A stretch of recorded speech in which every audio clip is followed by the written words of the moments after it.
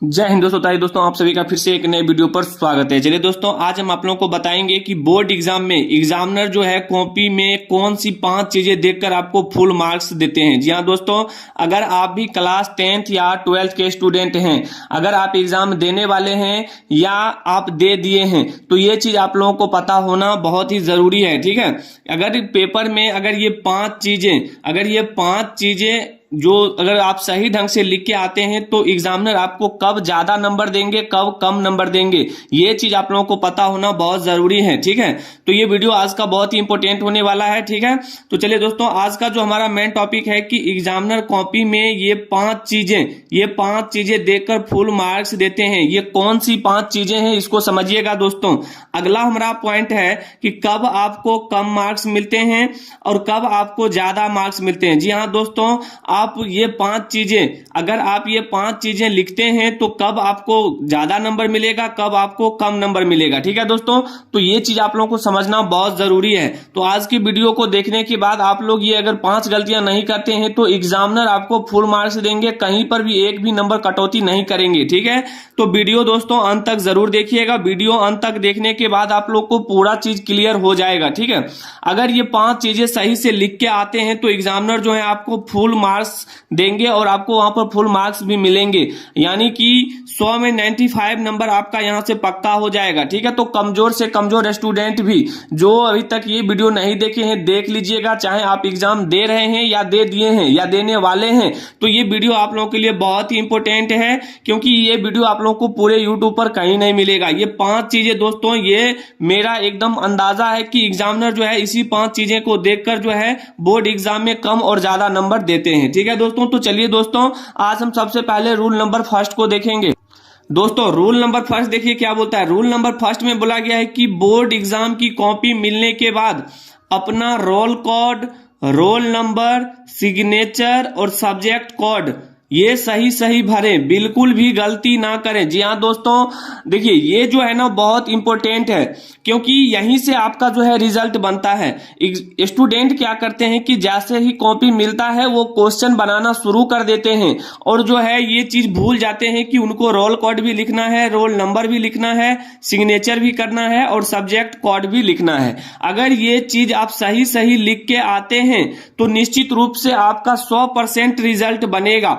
ठीक है दोस्तों, अगर इसमें से कहीं पर भी अगर आप कोई भी एक पॉइंट छोड़ देते हैं, जैसे मान लीजिए आप अपना रोल कोड छोड़ दिए हैं, तो आपका एग्जाम जो है वो पेंडिंग में चला जाएगा और आपका रिजल्ट नहीं बनेगा। ठीक है, तो जल्दबाजी बिल्कुल भी नहीं करना है। एग्जाम हॉल में आप लोगों को बहुत समय दिया जाता है, 3 घंटा 15 मिनट का समय दिया जाता है लगभग। ठीक है, और इतने समय में आप लोग आराम से बना लेंगे, बिल्कुल भी घबराना नहीं है।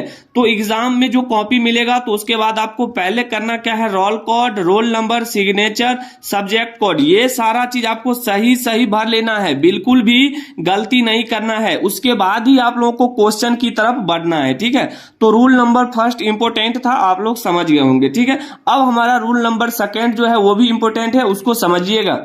दोस्तों, कहते हैं ना कि जो जीता वही सिकंदर। एग्जाम में जो जीतता है वही सिकंदर होता है। कभी कभी ऐसे भी स्टूडेंट होते हैं जो सालों भर मेहनत करते हैं, लेकिन रिजल्ट उनका क्या होता है, गड़बड़ा जाता है, कहीं पर कभी क्रॉस लग जाता है तो कभी कुछ हो जाता है, आप लोग सुने होंगे। तो ये सारा चीज कहीं ना कहीं उसके अंदर ये कमियां हैं जिनको उनको पता नहीं है। ठीक है, तो ये चीज पता होना चाहिए। और कभी कभी आप लोग ये भी सुने होंगे कि उसको कुछ भी नहीं आता था फिर भी उनका नंबर जो है 350 प्लस है, तो कहीं ना कहीं वो ये सारा चीज उनको पता है, वो वीडियो देख के गया है। ठीक है, तो आप भी एग्जाम देने वाले हैं या दे दिए हैं तो ये चीज आप लोगों को पता जरूर होना चाहिए। ठीक है, देखिए दोस्तों, रूल नंबर सेकेंड कहता है कि बोर्ड एग्जाम के कॉपी के पहले पेज में काट पीट कर और गलत जवाब नहीं देना है। जी हाँ दोस्तों, आप सभी जानते हैं कि first impression is the last impression होता है। जैसा अगर आपका शुरुआत अगर अच्छा है तो एग्जामिनर क्या होता है कि एग्जामिनर के पास कॉपी बहुत सारे रहते हैं चेक करने के लिए, तो वो क्या करते हैं, शुरुआत का जो है 2 से 3 पेज देखते हैं कि स्टूडेंट कैसे लिखा है, स्टेप वाइज लिखा है या मतलब कहीं पर काट पीट कर लिखा है या उसका राइटिंग सुंदर है। तो कहने का मतलब ये है कि अगर काट पीट कर और गलत शब्द का अगर गलत जवाब देते हैं तो एग्जामिनर पहले ही समझ जाएगा कि ये स्टूडेंट बिल्कुल बकवास है, इसको कुछ नहीं आता है, इसको नंबर नहीं मिलना चाहिए। तो कहीं ना कहीं उनका नंबर काट लिया जाता है। ठीक है, तो ध्यान रखिएगा दोस्तों, बोर्ड एग्जाम के कॉपी के पहले पेज में आपको काट पीट कर नहीं लिखना है और गलत जवाब नहीं देना है। अब आगे आप सोच रहे होंगे जवाब देना क्या है, कैसे देना है, अगर मान लीजिए आपको कुछ नहीं आता है, ठीक है, तो इसके लिए भी नहीं घबराना है। इस वीडियो में सारा चीज हम कंप्लीट बताएंगे। ठीक है, देखिए इससे क्या होता है, एग्जामिनर को समझ में आ जाता है कि स्टूडेंट बिल्कुल कमजोर है और कुछ नहीं आता है। जी हाँ दोस्तों, अगर मान लीजिए आप ही के पास हम 2 कॉपी दे, एक कॉपी में अच्छा हैंडराइटिंग और साफ साफ लिखे और एक में थोड़ा काट पीट कर लिखे, तो आप खुद भी पहले वही कॉपी चेक करेंगे जो आपको अच्छा लगेगा। ठीक है, तो आप इस तरह से समझिए। ठीक है, और देखिए यहां पर जैसे ही आप काट पीट कर और गलत जवाब देते हैं तो आपको यहां पर कम नंबर मिलेगा। ठीक है, ध्यान रखिएगा। अगर ज्यादा नंबर लेना है तो दोस्तों ध्यान रखिएगा, अगर आप लोग को कॉपी में ज्यादा नंबर एग्जामिनर से लेना है तो फर्स्ट पेज में साफ साफ और सुंदर हैंडराइटिंग के साथ लिखें। इससे क्या होगा, एग्जामिनर को कॉपी चेक करने में भी मजा आएगा और वहां पर आपको नंबर देकर ही जाएगा। ठीक है दोस्तों, तो उम्मीद करते हैं रूल नंबर 2 जो है आप लोग समझ गए होंगे। कमजोर से कमजोर स्टूडेंट ये वीडियो जरूर देखकर जाएं, क्योंकि ये वीडियो आप लोगों के लिए बहुत ही इंपॉर्टेंट है। 100% ये वीडियो देखने के बाद कोई भी स्टूडेंट बोर्ड एग्जाम में फेल नहीं करेगा। ठीक है, तो चलिए दोस्तों, रूल नंबर 2 भी आप लोगों को समझ में आ गया होगा। अब इंपॉर्टेंट है रूल नंबर 3, उसको समझिएगा दोस्तों। रूल नंबर 3 ही इंपॉर्टेंट है। देखिए यहां पर इंपॉर्टेंट क्या है कि प्रश्नों को क्रम से सॉल्व करें। देखिए क्रम से सॉल्व करने का मतलब क्या है, स्टूडेंट क्या करते हैं कि जैसे मान लीजिए आपके सामने क्वेश्चन नंबर 1 है, क्वेश्चन नंबर 2 है, क्वेश्चन नंबर 3 है, क्वेश्चन नंबर 4 है, डॉट डॉट इसी तरह से क्वेश्चन नंबर 10 तक दिया गया है। अब स्टूडेंट क्या करता है, अब यहां पर समझिएगा, अगर मान लीजिए आपको पहला क्वेश्चन नहीं आता है, दूसरा क्वेश्चन नहीं आता है, लेकिन तीसरा आता है और 10वां आता है, तो स्टूडेंट कभी कभी जल्दबाजी में क्या करते हैं कि ये प्रश्न संख्या लिखते हैं 10। अब प्रश्न संख्या 10 लिखते हैं, ठीक है, प्रश्न संख्या 10 का उत्तर यहां से नीचे से लिखना स्टार्ट करते हैं। अब उसके बाद क्या करते हैं, फिर लिखते हैं प्रश्न संख्या 3। अब आप ही समझिए, यहां पर प्रश्न संख्या जब आपको पहले 3 आता था तो आप पहले 3 क्यों नहीं लिखे। तो लिखने का जो क्रम व तरीका होता है वो होता है कि पहले आप 3 लिखे, क्योंकि पहले 3 आता है उसके बाद 10 आता है। ठीक है, तो आप अगर 3 और 10 में अगर मान लीजिए दोनों क्वेश्चन आ रहा है तो पहले आप क्वेश्चन नंबर 3 को सॉल्व करें, उसके बाद ही आप लोगों को पहले ये लिखना है, फिर उसके बाद आगे जब जाएंगे तो आपको ये लिखना है। अब कभी कभी क्या करते हैं स्टूडेंट, मान लीजिए क्वेश्चन नंबर 4 नहीं आता है, क्वेश्चन नंबर 4 आता है, क्वेश्चन नंबर 2 भी आता है, तो पहले 4 लिखते हैं, जो कि गलत है। आप एकदम क्रमवत तरीका से लिखें।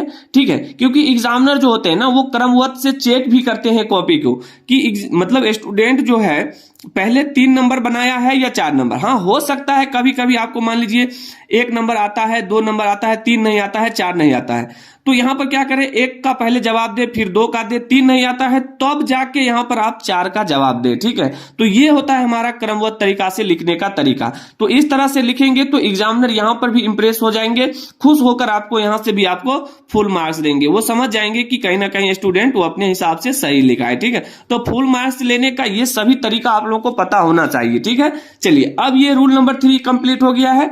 अब बढ़ते हैं रूल नंबर 4, ये भी इंपॉर्टेंट है, समझिएगा। अब देखिए दोस्तों, यहां पर जो रूल नंबर 4 है, बोला गया है प्रश्नों का आंसर जो है पॉइंट में दे।